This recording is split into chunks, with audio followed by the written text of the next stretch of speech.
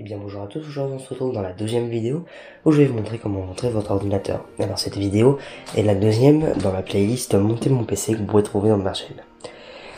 Alors dans cette première vidéo nous avions déjà commencé par monter la première étape. Alors ce que j'appelle la première étape c'est la carte mère avec un processeur, de la pâte thermique et son anti-RAM plaqué sur le dessus et de la RAM.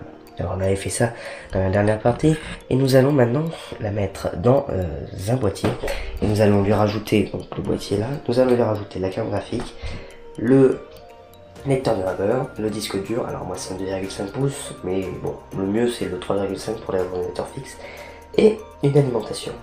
Alors on va prendre notre montage précédent et on va venir le mettre sur les entretoises que vous devez avoir vissées au préalable. Alors les entretoises, c'est quoi les entretoises? Ce sont des petites vis rondes en gros qui vont permettre de surélever la carte mère pour éviter qu'elle ne touche le boîtier, parce que quand on a un boîtier en métal comme celui-ci, bah, ça peut créer des courts-circuits et là ça peut tuer la carte et ça on ne veut pas parce qu'on a économisé pendant le temps pour l'avoir et on veut surtout pas ça. Pensez également à mettre la backplate parce que si vous oubliez après c'est la crise.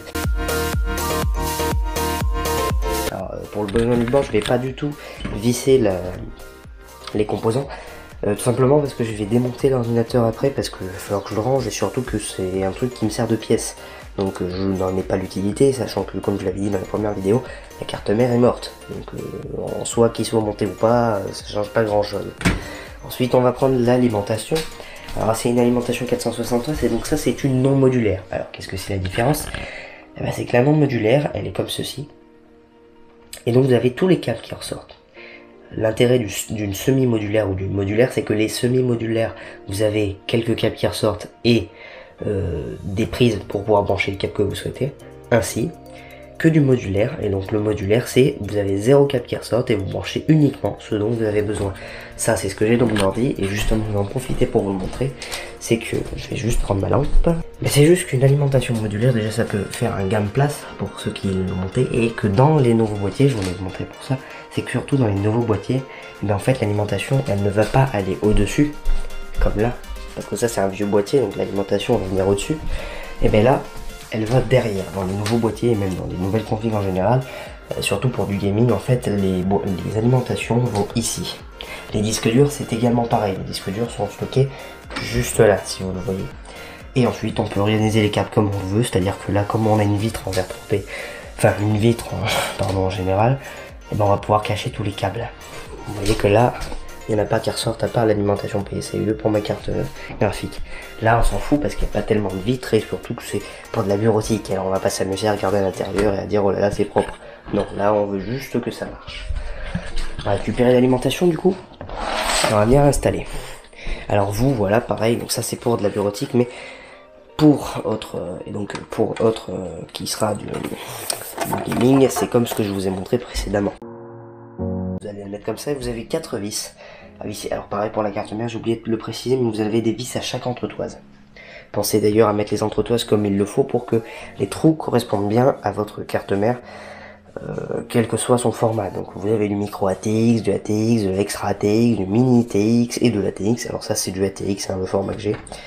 Et pensez également, ça c'est un petit conseil, c'est de visser toutes les vis une par une, mais pas complètement pour que les trous puissent s'aligner en fonction de, vous allez plus ou moins les visser et vous pourriez être amené à bouger légèrement la carte mère. Et si vous avez vissé complètement, il faudra dévisser.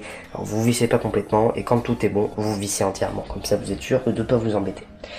Maintenant on va mettre l'alimentation, donc l'alimentation elle est mise, et donc non, j'ai dit des bêtises, on va mettre le disque dur. Alors ça par contre je vais pas le visser. Parce que ça c'est un 2,5 pouces, désolé je fais avec les moyens du bord mais il va pas rentrer. Alors pareil, donc les anciens PC c'était comme ça, ils étaient juste là dans la cage de disque dur qui est prévue pour. Maintenant ils viennent ici. Enfin les 2,5 pouces viennent là. Maintenant, les 3,5 pardon. Les 2,5 viennent là. Juste ici, ils viennent se visser, on vient brancher les câbles. Donc imaginons qu'on a vissé le disque dur, on le visse, et on va brancher les câbles. Alors les câbles, il n'y en a pas 36, hein, il y en a 2. Pas très compliqué, ils sont là. Alors pour les brancher vous allez prendre le câble SATA, donc il se trouve, vous en avez plein hein, pour votre carte mère. Alors moi il faut que j'en trouve un par contre parce que comme c'est le bazar là dedans, voilà j'en ai un. Le câble SATA, donc là on a branché la partie de l'alimentation du disque. Maintenant on va passer l'alimentation, donc on a passé l'alimentation, maintenant on va passer à la partie des données. Alors pour l'échange de données, c'est pas bien compliqué, vous avez un câble en plus qui est encore plus petit, pardon, il ressemble à ça. Voilà, comme vous pouvez le voir. Et voilà, vous avez branché votre disque dur. Vérifiez bien qu'il est sur un port SATA de votre carte mère. D'ailleurs, les ports SATA, ça ressemble à ça. C'est les petits trucs qui sont branchés juste là. Ensuite, on va prendre le lecteur graveur. Et dans le lecteur graveur, je l'ai mis quand même. Même si, franchement, j'étais pas obligé parce que plus personne n'utilise ça de nos jours. Mais bon, comme je l'ai mis dans ma partie montée de mon PC, je vais quand même le mettre.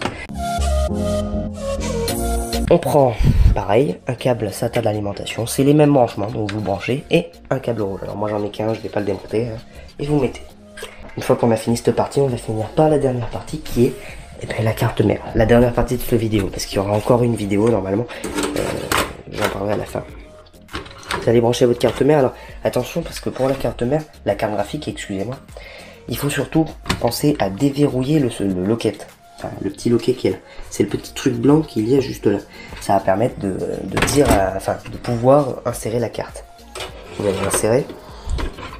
Et une fois qu'elle sera insérée correctement dans le port PCI, voilà, vous allez entendre un petit clic, ça veut dire que c'est bon.